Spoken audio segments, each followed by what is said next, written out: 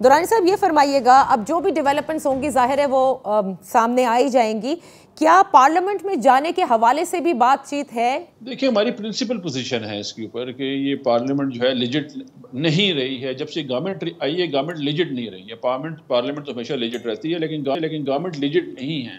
جس پروسیس کے تھرو جس طرح انہوں نے ہارس ٹریڈنگ کی ہے، سندھ ہاؤس دیکھا، پنجاب میں آپ نے دیکھا، ایک ماحول کریٹ کیا گیا، اس میں ہم سمجھتے ہیں کہ یہ گورنمنٹ لیجٹ نہیں ہے اور ان کے پاس جا کے گفتگو کرنے کا کوئی فائدہ نہیں ہے. ایک ہی رستہ ہے، وہ انتخابات ہے. ہاں، انتخابات کے راستے کے لیے جب یہ الیکشن اناؤنس ہو جائے گا تو گفتگو بالکل ہوگی تمام پوائنٹس پہ. چیف الیکشن کمشنر کی تعیناتی ہے نئے کی، الیکشن کمیشن کو ریفارم کرنا ہے، الیکٹورل ریفارمز ہیں، تو اس پہ گفتگو ضرور ہوگی. یہ ہمارا بالکل پارٹی کے اندر اور پارلیمنٹ واپس جا کر یہ گفتگو ہوگی. ظاہر سڑکوں پر تو نہیں ہو سکتی، کسی کمیٹیز کے ذریعے نہیں ہو سکتی. دین پارلیمنٹ از دی فورم، رائٹ؟ نہیں، پاکستان تحریک انصاف ایک سب سے مؤثر اس وقت پورے پاکستان میں سب سے بڑی پارٹی ہے، اور ہماری ریکمنڈیشن اگر ہم باہر سے بھی دیں گے، سڑکوں سے خیر نہیں لیکن کسی کمیٹی کی صورت میں بھی دیں گے، اور تو وہ بھی میرا خیال ہے اس میں نیگوسیشن کی گنجائش ہونی چاہیے. یعنی پارلیمنٹ میں بیٹھنے یا نہ بیٹھنے کا بھی حتمی فیصلہ نہیں کیا گیا ہے؟